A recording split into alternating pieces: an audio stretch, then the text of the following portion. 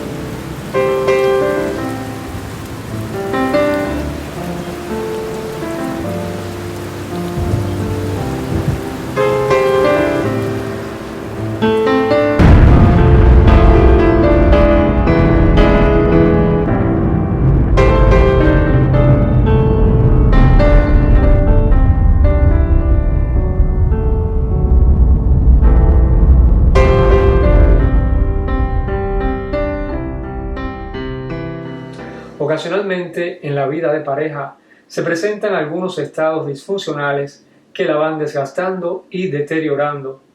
A veces es solo por un poco tiempo, pero si no se les presta atención, la situación perdurará o se agravará, de modo que se detendrá el crecimiento de la pareja. De ahí que sea necesario detectar dichos estados para buscarle la solución, si se desea salvar la relación. ¿Que cómo se detectan? Pues una señal podría ser la incomprensión acompañada de un diálogo poco sensato, de distanciamiento y a veces de agresividad. El resentimiento puede ser otra señal. Así poco a poco se va perdiendo la confianza y también la alegría de compartir la vida con el otro. Pero ¿por qué aparece este estado disfuncional en la pareja?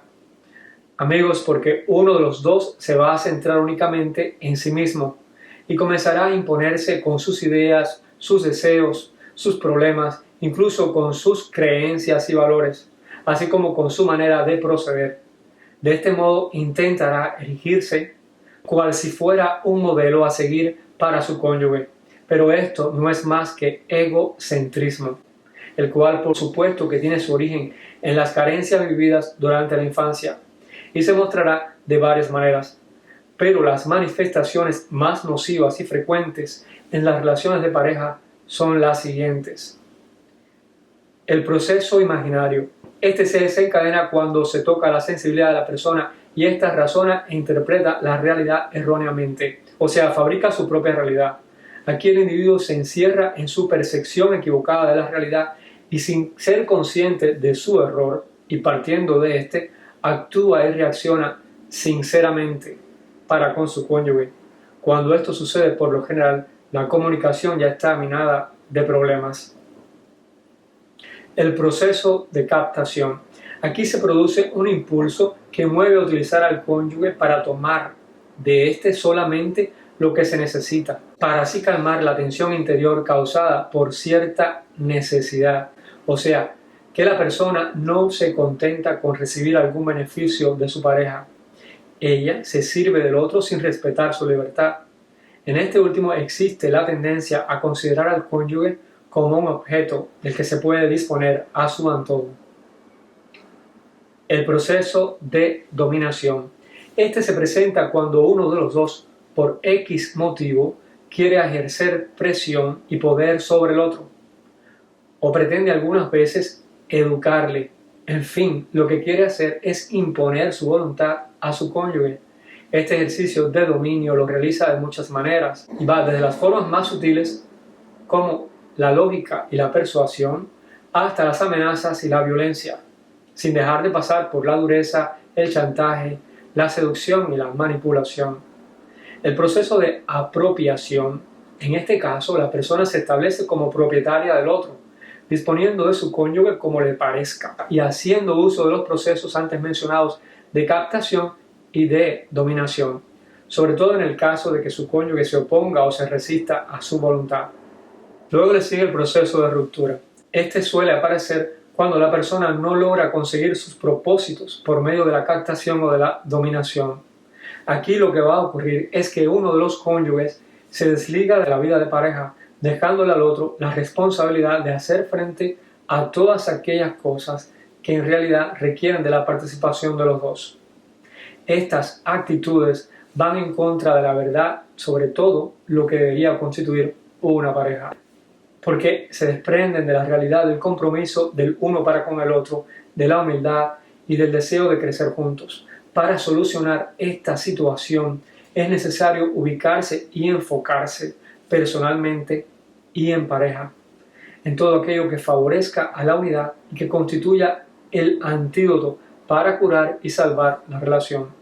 Pero ¿cuáles son las características de la pareja unificada? Bueno, pues esta es percibida por ambos desde el comienzo de la relación y es como una fuerza que es más notable en los tiempos difíciles, y también por el hecho de que se tiene una inteligencia intuitiva que tiene su origen en la fe en el otro y en su capacidad para desarrollar todo su potencial de vida y de amor como ser humano. Y este le impulsa hacia adelante, se abre a los otros y toca a su entorno.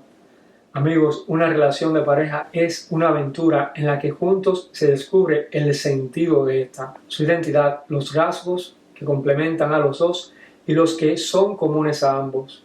La misión común concerniente a una vida juntos y a una realización en relación con los hijos, la educación de estos y sus necesidades fundamentales, y la misión referente a la sociedad para responder a sus necesidades, mejorarla y humanizarla. Cuando la pareja encuentra su sentido como pareja, se refuerza la relación y esto le confiere solidez, motivándose para vivir con el otro por el bien de la relación. Aquí hay una toma de conciencia de que la realización de la pareja va más allá de la satisfacción de las aspiraciones y de las necesidades personales y produce beneficios que influyen y alcanzan a todos. Así la pareja se convierte en una realidad de enriquecimiento mutuo que al realizarse humaniza a la sociedad. Y ahora sí damos por terminada nuestra charla de hoy. Si te gustó, suscríbete, dale me gusta y compártelo con tus familiares y amigos. Y no te olvides de hacer un clic en la campana de notificaciones para que no te pierdas el próximo vídeo. Gracias por tu compañía, por esperar esta charla que es para ti, por mirarla y por escucharla. Un abrazo a todos. Agur.